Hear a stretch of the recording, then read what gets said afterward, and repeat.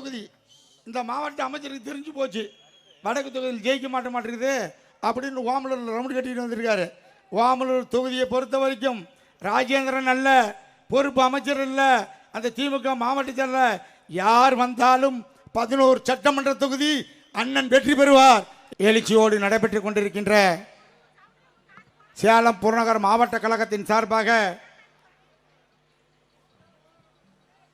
புரட்சி தலைவர் எம்ஜிஆர், புரட்சி தலைவி அம்மா இருவரும் தலைவரும் அனைத்து இந்திய அண்ணா திராவிட முன்னேற்ற கழகத்தை தோற்றி வைத்து இன்றைக்கு 1.5 கோடி தொண்டர்களை உருவாக்கின இந்த இயக்கத்தை 2 கோடி தொண்டர்கள் நெஞ்சத்திலே நீக்கமர நடைபெற்றிருக்கின்ற ஒப்பாறு மிக்க தலைவர் நம்மளுடைய மாவட்டத்துடைய மண்ணின் மைந்தர் 2026 திராவிட முன்னேற்ற கழகத்துக்கு சிம்ம சொப்பனமாக விளங்கிக் கொண்டிருக்கின்ற நம்மளுடைய வருங்கால முதலமைச்சர் அவர்களை புறநகர் மாவட்ட கழகத்தின் சார்பாக இங்கே இருக்கின்ற ஓமலூர் சட்டப்பேரவையின் சார்பாகவும் மேடையில் அமர்ந்திருக்கின்ற தலைமை கழக நிர்வாகிகள் சார்பாகவும் ஒன்றிய கழக சார்பாகவும் பேரூர் கழகத்தை சார்பாகவும் சார்பணியுடைய மாவட்ட செயலாளர் சார்பாகவும் அதோட இந்த இயக்கத்துக்காக அரும்பாடுபட்டு கொண்டிருக்கின்ற கிளை கழகத்துடைய செயலாளர்கள் பூத்து கழக நிர்வாகிகள்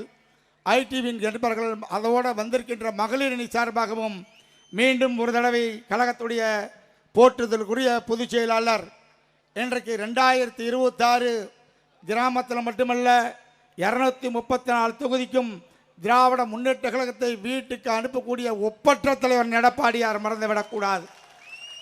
அந்த அடிப்படையிலே தான் இன்றைக்கு கழகத்தினுடைய நம்மளுடைய 54வது ஆண்டு பொதுக்கூட்டம் இன்றைக்கு நடைபெற்று கொண்டிருக்கிறது.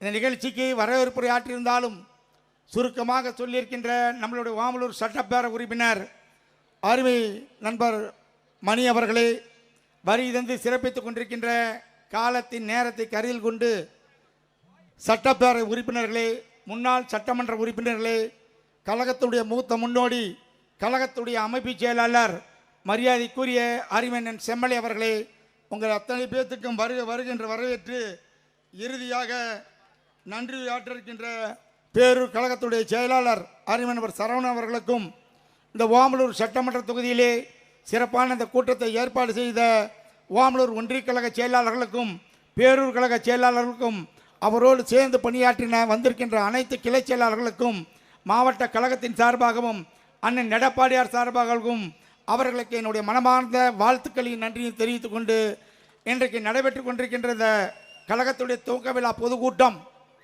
பல நேரங்களில் நடத்துவதற்கு மழையின் காரணமாக தள்ளிவிட்டது. அண்ணனுக்கெல்லாம் ஒரு ராசி இருக்குது, ஆத்தூரில் கூட மழை பெஞ்சுது, எங்களுக்கு பயமாக இருந்துச்சு. ஆனால் ஓமலூரில் பார்த்தீங்களா, அண்ணன் மக்களை காப்போம் தமிழகத்தை மீட்போம் என்று 770 தொகுதிக்கு போயிட்டு வந்திருக்காரு, 175 இடம். ஆனால் மழை வர மாதிரி இருக்கும், மழை வராது. அண்ணனுக்கு ராசி. நமக்கு மழையில் கொடுக்கின்ற இறை பகவானே என்ன சொல்கிறாரு, நீங்கள் ஒன்றும் கவலைப்படாதீங்க, திமுக நாங்கள் அனுப்புகிறோன்னு கடவுள் அருள்வாக்கு அண்ணன்கிட்ட இருக்குது. அதனால தான் இன்றைக்கு தள்ளி போனாலும் எங்களுக்கு கொஞ்சம் பயமாக தான் இருந்துச்சு. காலையில் பார்த்தேன், ஏதோ மானம் வேறு மூடிட்டு இருக்குது, இதோட 4 தடவை தள்ளி போயிடுச்சேன்னு பார்த்தோம். அப்போ ஓமலூர் எம்எல்ஏ சொன்னார், ஒன்றும் கவலைப்படாதரா, அண்ணன் வந்தால் மழை வராது, அண்ணன் வந்துட்டு போனதுக்கப்புறம் மழை பெய்யும்ட்டான்னா. அதே மாதிரி வந்திருக்கின்ற தாய் குலங்களாம் அண்ணனுடைய பேச்சை நீங்களும் கேட்க ஆவலாக இருக்கீங்க, நாங்களும் கேட்க ஆவலாக இருக்கோம். இருந்தாலும் மாவட்ட செயலாளர் முறையில் ஒரு கருத்து சொல்ல வேண்டும். இன்றைக்கு திராவிட முன்னேற்ற கழகத்துடைய இருக்கின்ற மாவட்ட செயலாளர், அதுவும் இங்கே ஒரு அமைச்சர் இருக்கிறார், அவர் தமிழ்நாட்டுக்கு சுற்றுலாத்துறை மந்திரியாக தெரியாது, ஆனால் ஓமலூரில் எங்கே பார்த்தாலும் வீதியாக நடந்துட்டுருக்கார். ஆனால் அவர் மட்டும் இல்லை, இந்த மாவட்ட செயலாளர் மட்டும் இல்லை, பொறுப்பு அமைச்சர் மட்டும் இல்லை, நான் அடித்து தெம்பு திராணி இருந்தால் சேலம் மாவட்டம் அதிமுக கோட்டை, அண்ணன் எடப்பாடியார் கோட்டை, அதை எந்த கொம்பனாலும் அசைச்சு பார்க்க முடியாது. இன்றைக்கு திராவிட முன்னேற்ற கழகத்தை சொல்கிறாங்க, ஸ்டாலின் ஒவ்வொரு நாளைக்கு ஒவ்வொரு பேர் வைக்கிறார், ஓரணி ஈரணிகிறார். இன்னைக்கு தமிழ்நாட்டில் 234 சட்டமன்ற தொகுதியும் அண்ணன் எடப்பாடியார் அணிதான் வெகுவாக வளர்ந்து கொண்டிருக்கிறது என்று சொல்லி நான் அடித்து சொல்கிறேன். நடந்து முடிந்த நம்ம நாடாளுமன்ற தேர்தலாக இருந்தாலும் சரி, சட்டமன்ற தேர்தலில் சேலம் மாவட்டத்தில் 15 ஆண்டுகள் அண்ணா திராவிட முன்னேற்ற கழகம் ஆட்சி செய்திருக்கிறார்கள். ஒரே ஒரு சட்டமன்ற தொகுதி இந்த மாவட்ட அமைச்சருக்கு தெரிஞ்சு போச்சு, வடக்கு தொகுதியில் ஜெயிக்க மாட்டேங்குது அப்படின்னு ஓமலூர் ரவுண்டு கட்டிட்டு வந்திருக்காரு.